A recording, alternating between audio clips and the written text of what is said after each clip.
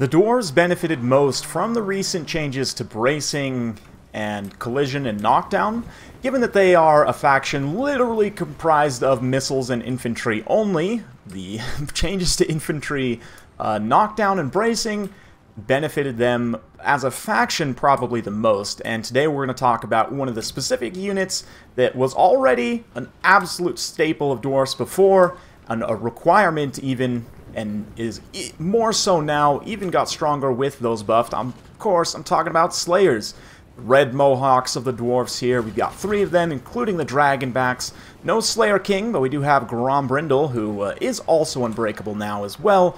3 Hammerers, couple of Gyro Bombers currently getting harassed by Great Eagles, and some Dwarf Warriors with great weapons. So a lot of great weapons here. This is Wei playing the Dwarfs against some High Elves. We've got a Noble Chariot, a couple of War Lion Chariots, a bunch of White Lions, Archers, a Lariel the Radiant, and an Eagle Claw Bolt Thrower. Pretty solid build. Also some Reavers for some mobile missile harass, potentially. The Eagles are going to do a pretty decent job of countering the Gyro Bombers here. Obviously, they're a lot faster. At 110 speed, the 90 speed Gyro Bombers will not be able to get away. At best, they can just try and use up some of their ammunition and bombs before they get chased off the field. Slayers are going to kind of hold in, though, and I want to highlight this over here specifically. The Noble Chariot, you can see, kind of dives in, ends up getting surrounded by Slayers and Hammerers, and you can see how he's not doing any attack animations. The horses are kind of trying to pull through. If they could pull through their own White Lions, that would potentially be a way of escaping, but as it is right now, this Noble is getting absolutely torn to shreds by Slayers, Hammerers, Dwarf Warriors, great weapons, and more. A really, really nasty situation there. So with Chariots, you have to be a lot more careful that you don't get... You get surrounded by multiple units of infantry, you're going to have a hard time escaping. You need to keep in mind those avenues of escape. Here we go again, these War Lion Chariots come in. See, now these guys, they do have an avenue of escape currently, but once these Slayers get in here, Slayers do have heavy mass. They're going to pin these Chariots in and make it a lot harder for them to escape. Chariots, I still do think will be very useful against the Dwarfs, obviously, but it is going to be a little bit trickier to operate them. Like, you really have to keep in mind those engagements. You can see how this one's able to kind of pull away, this model here, as it has a clean lane of escape. These other ones, maybe not so much, although they could probably, if they went straight this way, all disengage. But I actually think that might be part of this other unit anyway. Regardless, you can see those Chariots taking pretty significant damage. That being said, the Dawi armies are absolutely getting shredded as well. These White Lions doing a great job. Their support here, the Noble did come back, so he can potentially get some healing from Alariel.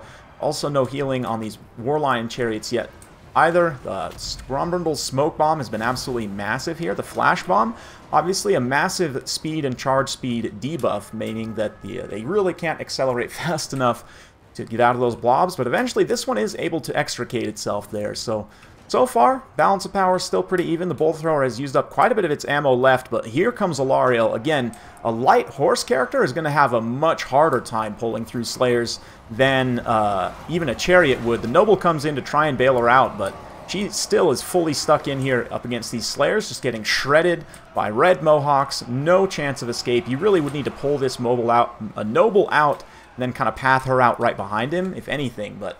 Then the Noble gets turned on here. A few White Lions trying and come support, but the Slayers, they're going to have none of this.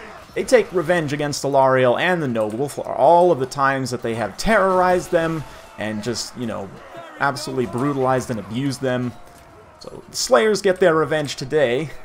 Grombrindle absolutely completely healthy as well, which is going to be a big problem for the High Elves. They do still have decent amount of resources left on the field. They've got these Great Eagles that can come in, potentially cycle charge in the late game.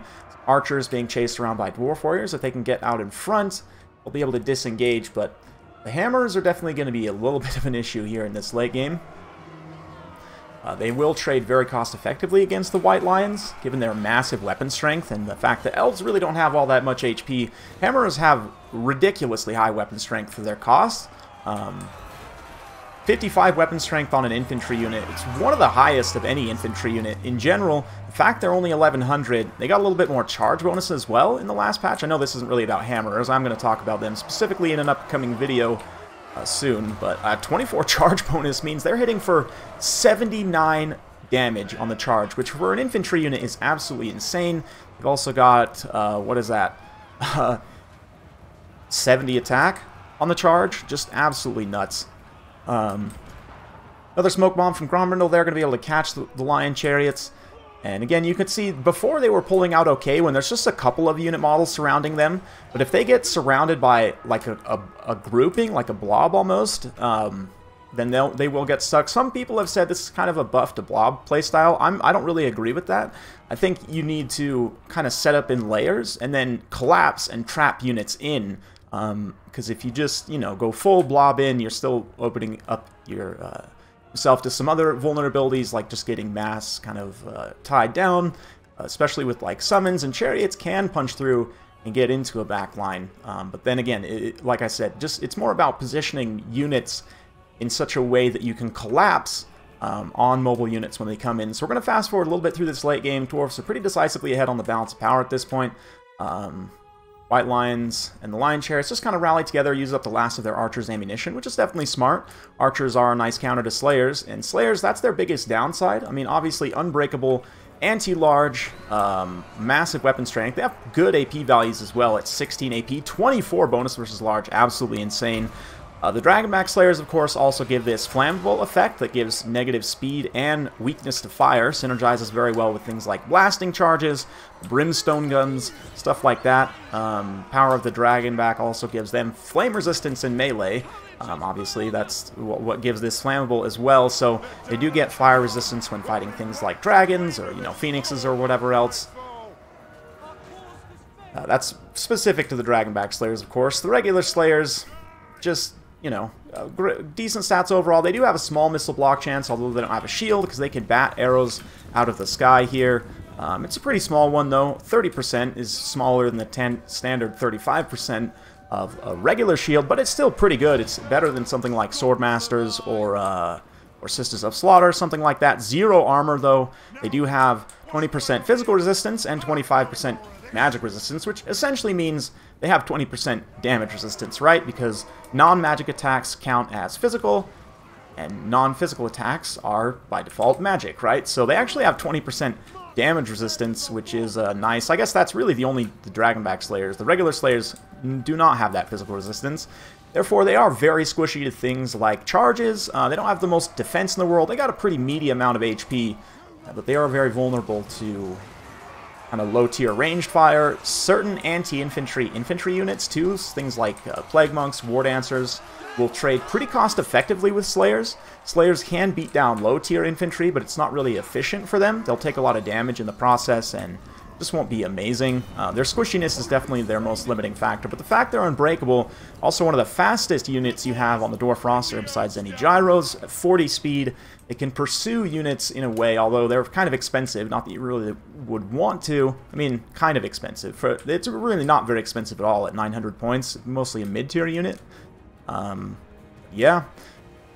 Fun stuff. They're gonna keep charging here, try and chase off the rest of these nasty elves. I'm not really sure what's even unbroken here. If I take a look, oh yeah, there's still one more chariot, kind of terrorizing some things. Look like the high elves, maybe even. Did I say wood elves a couple times? Sorry, I'm a little screwed up from the DLC. They're trying their best to take out what remaining units there are, which is admirable. But look at Gromby here; he's completely healthy. These Dragonback Slayers also having that slow effect. Means that, you know, Smoke Bomb plus the slow effect is going to put that Lion Chariot at minimum movement speed. You can't actually immobilize a unit completely with purely speed debuffs. You have to use an actual immobilization effect, but that being said, yeah, it is what it is. This Great Eagle's going to come over here and try and bail out these archers, I guess. I don't really know what's happening there. Rest of the High Elf units are just draw-kiting at this point. We'll put it, I wouldn't even call it draw-kiting, just call it being an absolute coward. But, yeah, you can see that even these couple Slayers over here are going to die to the Eagles, right? But, yeah, we'll keep it moving. Eventually, this Chariot is going to come in here and go for a charge. Once the Eagle gets back over here, I think. Yeah, looks like the Eagle is coming back over, so maybe it's not full-on cowardice. I probably shouldn't put that on this player. Still not tournament legal. Like, in a tournament, you would have to be engaging with these war lions, these white lions in the lion chariot. Like this Great Eagle does not actually count as attacking, but you can see they come in here. Smoke Bomb does actually catch the lion chariot and the war lions. They're down to 23 speed. Yeah, they get shattered there. Eagle very quickly is going to realize it has no place here. And a victory for the Dwarfs. So fun stuff. Well played away. Argus there. Yeah, not tournament legal technically in the end. But at least he gave him the game.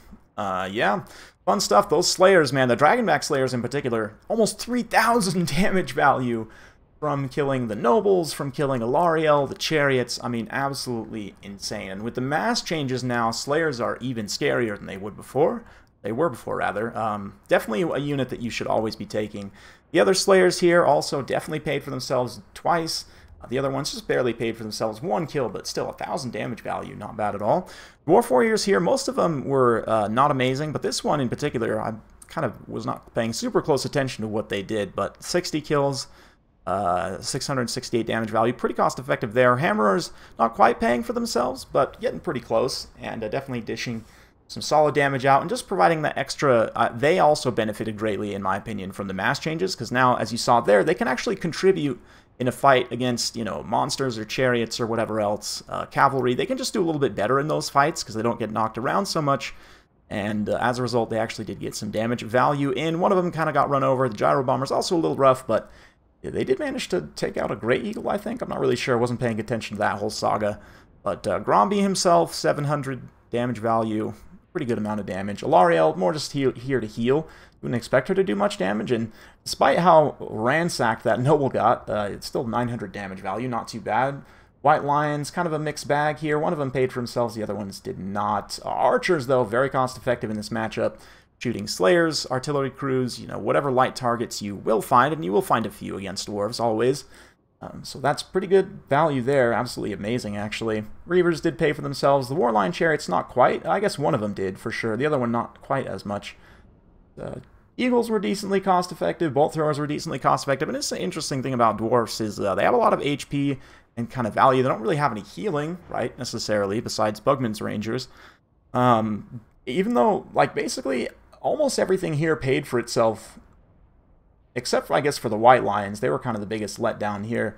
But they still lost. The Hiles still lost, interestingly enough. And Gromby being so healthy is a big part of that. Also, the fact that the Dragonback Slayers are unbreakable. Slayers, in general, being unbreakable means you actually have to kill the whole unit, so you'll see more of that reflected in the damage value. Any unbreakable unit that's true of, whether that be Flagellants, Slayers, whatever else. We've seen that a few times recently, that the unbreakable units, because you have to kill the entire unit to a man, you will get the full damage value of it, you know, whereas you see even like these Hammerers and Dwarf Warriors have a handful of models left, so that HP is not distributed among these units, which is why, even though, like, damage value-wise, if you added things up, the Hiles might have actually gotten more damage value because they had more units run away, but the Dwarfs won the battle, and that's how Total War Warhammer works. So fun stuff. Hopefully you guys enjoyed.